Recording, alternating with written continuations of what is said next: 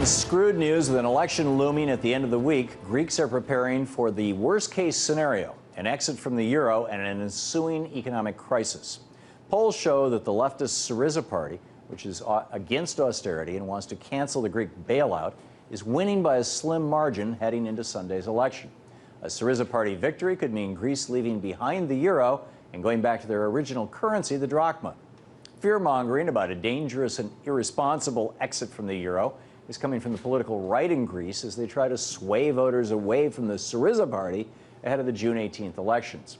Thanks to this fear campaign, bankers in Greece say that as many as €1 billion a day are being withdrawn from Greek banks and used to stock up on foods like pasta and canned goods.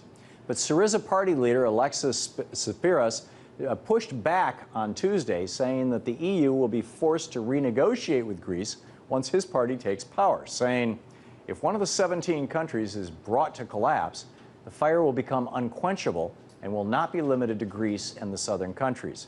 It will break up the Eurozone, and that will not be in anybody's interest. Tsipras went on to detail some of the reforms he will push through once elected, saying, if we are elected, we will move swiftly to recapitalize banks with common voting shares, what we call socialization of the banking system, put them under public and social control so that Greek depositors feel safe. So is this the right way forward for Greece? And how might the technocrats and banksters who are ramming austerity down the throats of working people in Greece and all around Europe react to this weekend's elections? Richard Wolff joins me now. He is an economist and visiting professor at the New School University and author of numerous books, including his latest, Occupy the Economy, Challenging Capitalism. Professor Wolff, welcome back to the program. Thank you, Tom. Glad to be here. Thank you for joining us tonight. Just how important is this Greek election on Sunday and, for both Greece and the entire Eurozone?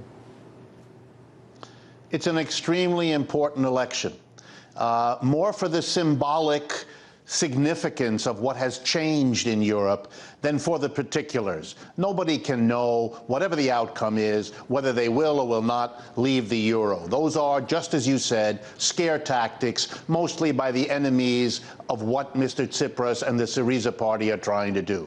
Let me explain. Up until recently, the European response to the crisis, like the one in the United States, has mainly been to bail out the big banks, bail out the big corporations, and put the burden of paying for the bailout on the mass of people by cutting public employment, cutting public services, cutting salaries, and all the rest. The worst case, Greece, where the cuts were the strongest. What happened until now has been people in a state of shock, sort of like here in the United States, and tending to accept it in the hope that this horrible experience, a crisis, a bailout that you don't benefit from, and then being told you have to suffer the burden of paying for the benefit you didn't get, this has no longer the support of the French people and the Greek people. The two elections, the Greek one and the French one, were massive statements of people, no, we won't have it. We will not continue to be hurt by a crisis and a government response that are not our responsibility. We didn't cause the crisis, and we're not benefiting from any of the help, and this has got to stop. That's how it should be seen, that it's very important that the two parties in Greece who exchanged governments, sort of like Republicans and Democrats in this country, have been pushed aside by the Greek people, and a new left party with a much more radical program reflects the fury of the Greek people at how they've suffered from the crisis, how they suffered from a response by the government that only made it worse. And there's a deep lesson here for Americans to pay attention to. Couldn't you also extend that to Germany? I mean, Germany is kind of at the center of, economically, the center of Europe right now. The German government, the Merkel government, has been pushing austerity on all these other people. And yet, in northern Germany, in Rhine-Westphalia, they just had an election where Merkel got slapped down. Basically, it was the same kind of response, which is theoretically should be completely inconsistent with that, because the Germans are not suffering. They had the Kurzarbeit program. They made it through the global recession quite well. Is this something much larger than just local people really being upset because they've been stepped on? No, I think what you're seeing is a movement of working people against the status quo, against the conventional parties and politicians.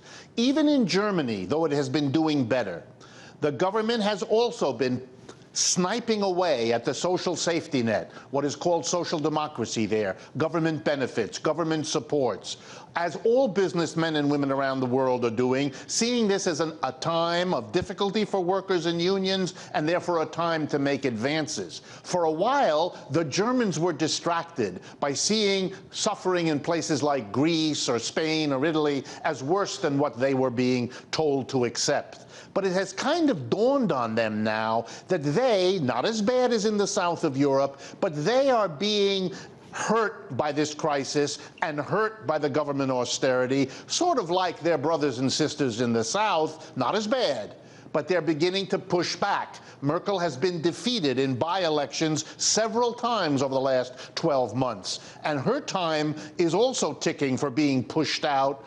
She's now riding the wave of trying to figure out whether she maybe ought to switch gears, follow the new socialist government in France towards an expansive program rather than austerity to keep her job.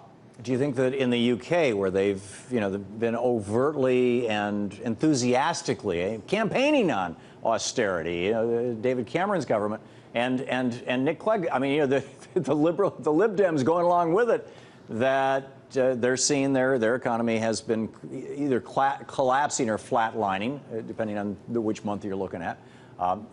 Is this going to be a Europe-wide response? And if so, what lessons will America take from that?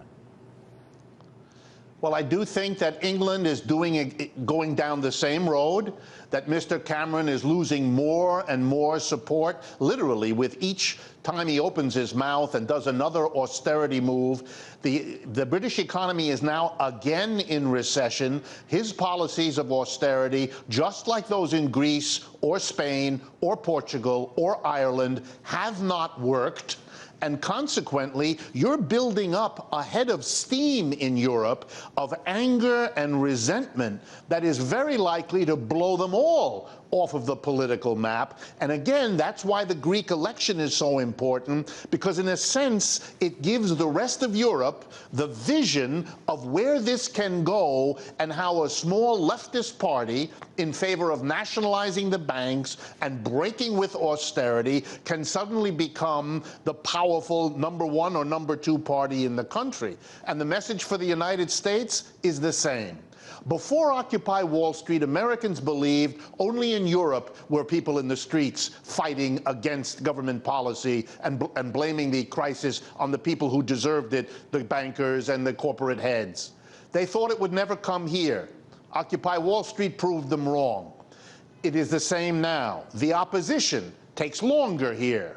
But when it comes, it will be very similar as an accumulated anger and resentment, in my judgment, fully justified, that the crisis was not their fault. They've already suffered 5 years. The government programs are not working, in fact, making it worse. And at a certain point, they're going to say no more and look for real alternatives. Yeah. And why hasn't the Democratic Party more aggressively grabbed onto this? It seems to me like the first political party that comes along and says, you know, what we've been doing, hasn't been working. What they're doing in Europe hasn't been working. Here's the direction we should go.